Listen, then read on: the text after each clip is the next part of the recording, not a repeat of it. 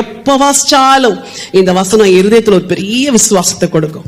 உங்கள் நிமித்தம் ஒரு கூட்டத்தை ஆண்டவர் காப்பாற்றுவார்.